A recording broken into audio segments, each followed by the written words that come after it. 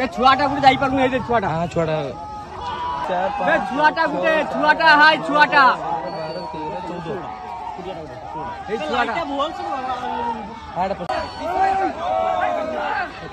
छुआटा जाई पारु बे छुआटा छुरा हाय छुआटा बे ए धान बिल खाइले धान बिल खाइबो बुझिया धान बिल खाइले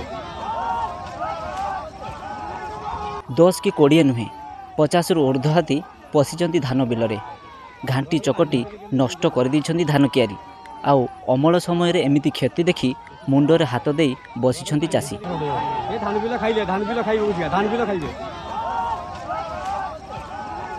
बालेश्वर जिला बस्ता थाना अंतर्गत नाईकुड़ी ग्राम झाड़खंडी हाथीपल्यंक उपद्रव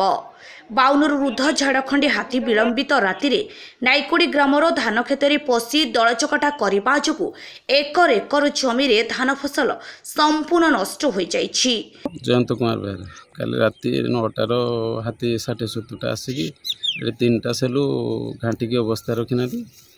आउ राति 9टार पशिले 2टार जाकि पास करके गले रेल लाइन पास कले गाँ लोक सब उठले उठिकी घुड़ा घुड़ी कले फरेस्टर वाला भी 3-4 जन आसते बाण फाण फुटल 3-4 घंटा पूरा रहा बिल भितर बिल गुड़ा घाटिकी अवस्था रखी ना से डेंगाम रेल लाइन आर पार थे 9टा 9:30 बेले से खेदीदे खेदेलार एपारिकी पलैले डेंगामु आसुँच नाईकुड़ी सहानपुर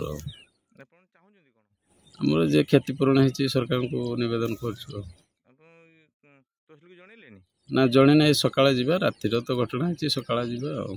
ତହସିଲଦାର କୁ କହିବା। मयूरभंज जिलार सिमलीपल अभयारण्य निया लागिथिबारु हाथीपल जंगल छाड़ी गाँ मुहां हेउथिबा अनुमान करा जाउछि। तेबे विलंबित राति पर्यंत हाथीपल चाष जमी पशि पाचिल धान फसल खाइबा सह दलचकटा करबा जोगु लक्षाधिक टंकार क्षयक्षति होइथिबा चाषी माने अभियोग करिसंती। रातिरे वन विभाग टीम पहुंची हाथीपल को घौड़ाउथिबा बेले क्षतिपूरण देबा पई चाषी माने सरकार को निवेदन करिसंती। तेबे बस्ता विद्युत विभाग हाथी आसीची कही घंटा घंटा विद्युत सरबराह बंद करने सांगकू असह्य गरम सांगकू बस्ता अंचल हाथी आतंक साधारण जनता निद हराई देछि।